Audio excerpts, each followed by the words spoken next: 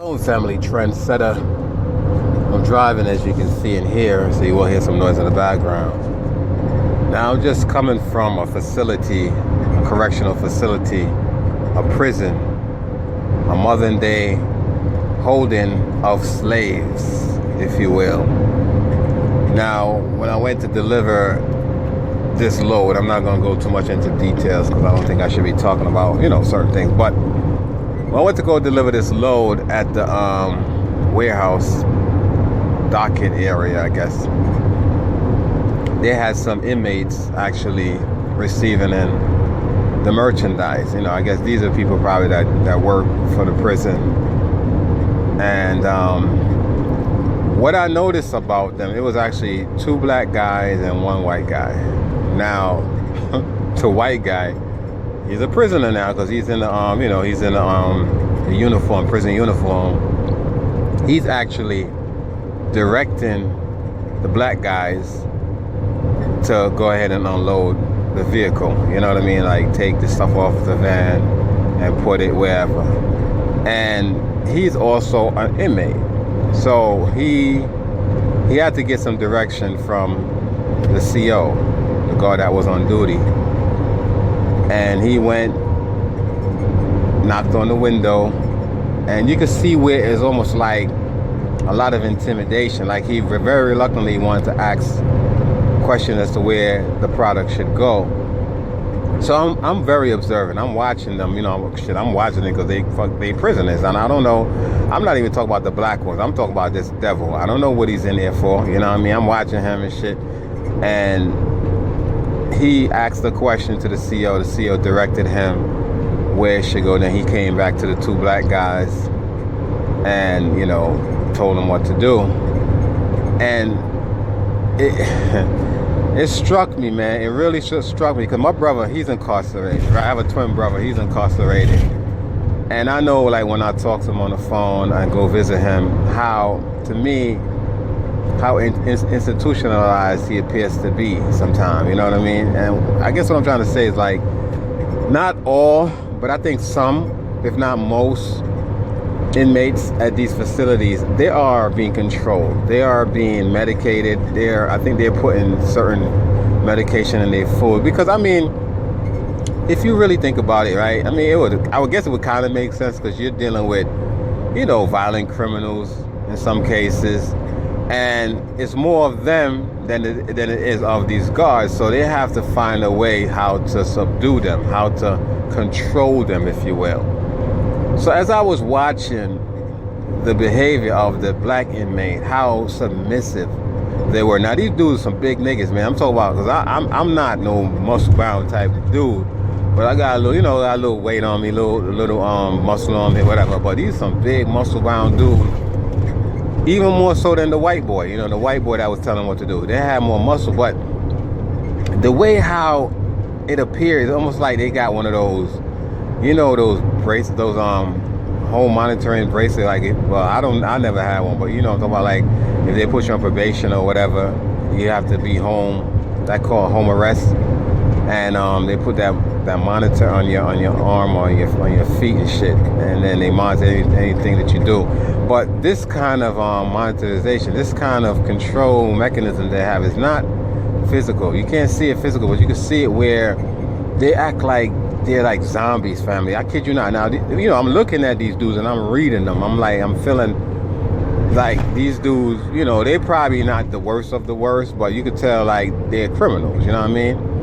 And I'm watching them and they're just so zombified. Yeah, okay, and he have them lifting the stuff off my van because I didn't drive my bigger vehicle where I could just put it down on lift gate or whatever. They roll it out. They had to physically unload it, and I'm watching how they are moving. Their movement is like robots. It's like they're controlled. I mean, for the first time, I actually see the mind control of a slave, because that's what they are, family. They are slave. Modern day prisoners are slave. They work for nothing. My brother tell me how much money he make, and I'm not going too much into this shit because I don't know if these motherfuckers are finally ready to figure out who I am and who is what or whatever. They have a way. So I'm trying to be discreet. But he tell me how much money he makes, you know, a month. And I'm like, are you serious? He makes more, actually, he makes less, right? Way less than what I would give my daughter, my 9-year-old daughter, within a week for allowance. That's how much he make a month. So I asked him, I said, how do you survive? He said, well, this is why he rely on us as family members to send him money for commissary, you know, put on his books, which I do that every month. You know, I try to give him a little something every month. Him and his other homeboy, that's in there, his other homeboy, don't have anybody really. So I got to take on his responsibility. That's the type of person I am. I'm a very giving individual. You know, I'm a humanitarian. I give a lot of charities, and I don't ask for anything. I mean, I could make up a GoFundMe or a, you know, some kind of whatever outlet to try to get proceeds for my video, but I don't do that, because for me, man, information is free. A lot of y'all already struggling enough, you know, where y'all can't even make ends meet for me to come ask y'all for monetarily donation. I would never do that, because I mean, we are living in poverty. And you know, but I mean, you know, for those of you who does that, other channels that does that, and for those of you who actually support other channels, hey, that's on you. I mean, if you can afford it, why not? I mean, if they're asking for help for whatever reason, hey, it is what it is. That's them. But me, I would never do that, because I can't see myself, you know, having a Patreon account just because I'm trying to gain monetary. Now, don't get me wrong. If I was out there doing investigation and investigational documentaries, or I'm making documentaries, I got to do research and shit, and it costs me, yeah, I probably would.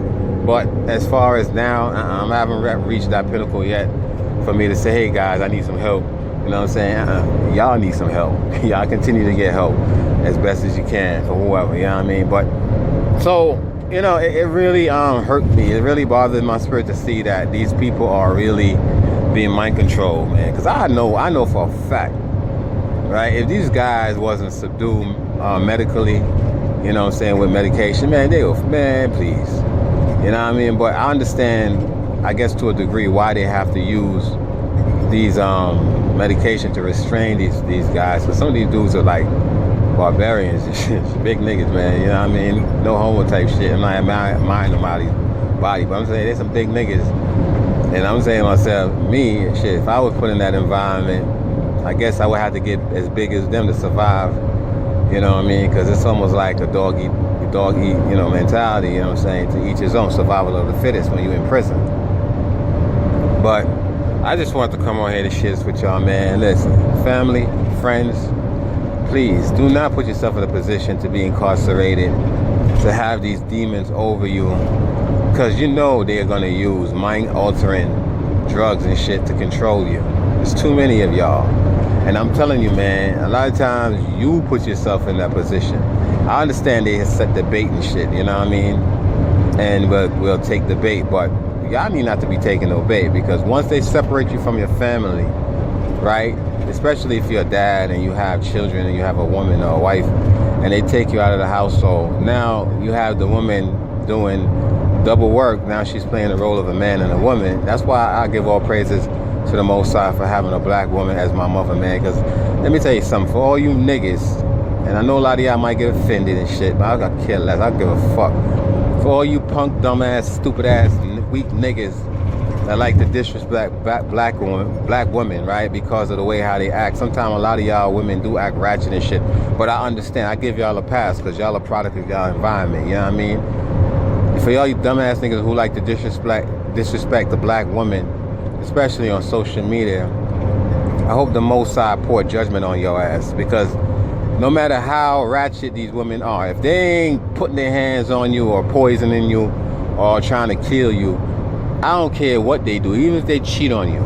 It is what it is. Maybe your ass need to be cheated on, because maybe you a dumb nigga. Maybe you one of them niggas that ain't providing for your woman. Maybe you one of them niggas that treat your woman like shit, and she's trying to find somebody else that's going to treat her like a queen that she is. You know what I'm saying? I don't worship the woman as God, because they ain't no motherfucking God. But I do worship them as, you know, a form of godlike entity who actually helped us, you know what I'm saying, facilitate life. So I would never disrespect any black woman Now, the white women, I could care less about those dogs. You know what I'm saying? They could go to hell for all I care. But the black women, they was the original woman of this planet. Them, and according to the Bible, Adam and shit, right? They was the first, we black folks, a male and female, was the first creation that brought forth life to this earth. Every time you see a Mexican, a white person, an Indian, or whoever, just know that we are the one that represent life. We are the one that's responsible for bringing forth life. So when y'all talk about black women disrespecting them, calling them out of their names, listen, I don't like niggas like y'all. I don't.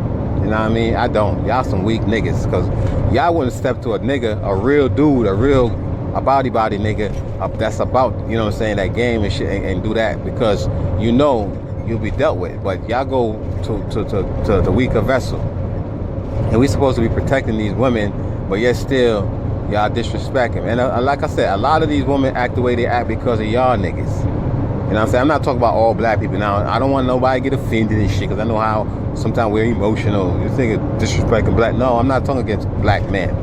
I'm talking about niggas that disrespect black women, calling them hoes and bitches, and some of these dumbass Hebrew camps talk about women needs to be put to death and all that. I mean, you know, just ignorant shit. You know what I mean? The shit that we put them in, the position that we put a lot of these women in. We niggas, we black niggas put these women in. Because when you go out there, you commit crimes and you're taken out of the system, taken and put into the system, slavery, rather than slavery. Your black woman now, she got to fend for the family, and she can't wear both pants. You know what I mean? So these kids go astray. It's like a repeated cycle. So in addition to us have to worry about the fucking devils gunning us down unarmed, terrorists coming into our communities and shit, our Walmarts, our functions, gunning us down, then we got to worry about now the black woman being alone, you know, not having somebody like me, an alpha male, to protect her. You know what I'm saying? That's why I believe really and truly when they say we as men in the next kingdom are going to have 7 women that clings to one man. I believe that shit, because it's not too many men out here. It's a lot of boys out here, man. A lot of faggot, let me not use that word, I'm trying to be politically correct. Feminized niggas running around, you know what I'm saying? Running around, acting like females and shit. So you don't have that much men anymore in our communities.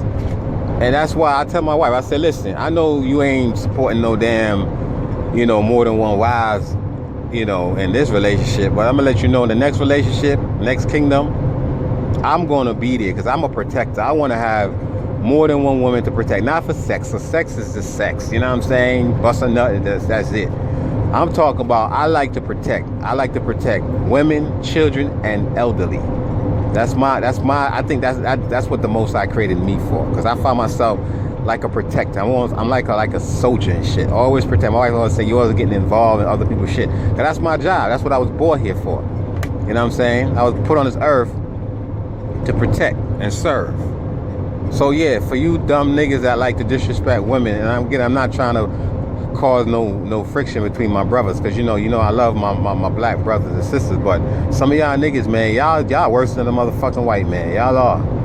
Cause y'all like the enemy within. I made a video about that shit. Y'all the enemy within. Y'all in our community, and y'all tearing the community down from within, and allowing these rejects of society to come now and infiltrate our community and gun us down. These fucking mass terrorists and shit, mass shooter terrorists, now able to come in our community, because there's no black man in the community anymore to protect our brothers and sisters, especially our women and children and elderly and shit. Anyway, family, man, look, I can't wait for this play to be over with, because this is a play. Life is a play. We're living in hell. Can't wait for the Most High to really and truly crack the sky like they say he is, and bring forth judgment on these demons and take his people back into the second Exodus and shit. And hopefully, you know what I'm saying, I'll be a part of that. But with that, I'll say shalom.